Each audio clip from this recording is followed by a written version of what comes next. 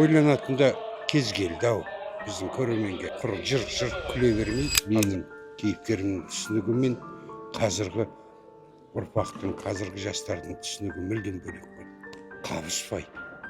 Сондықтан болар құндылықтары өзгеріп кеткен адам баласында.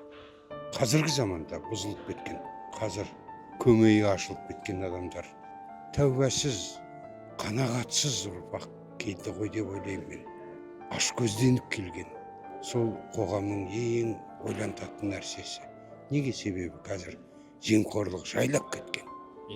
Оны бәріміз білеміз. Бұл көмейдің ашылып кеткені ме? Бұл аранның ашылып кеткені ме? Қанағатсыздандықтан ба? Қанағат, рахым, терең ой деп Абай атам айтпақшы. Содан бекен құндылығымыздың ғасырлар бойы ата-бабамыздан келген құндылықтарымызды ажырап қалып жатырмыз ау, сол құндылықтарымыздан деген ой тастаймыз ау көрерменге де. Сондықтан келіңіздер, көріңіздер. Жеңіл комедия емес, қазір қаптап кеткен.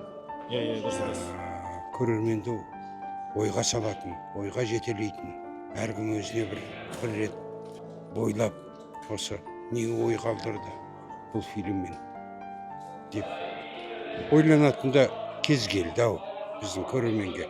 Құр жырқ күле бермей, арзан комедияларға ой түйетін дейсіз. ой түйетін дүние шығайын деп тұр.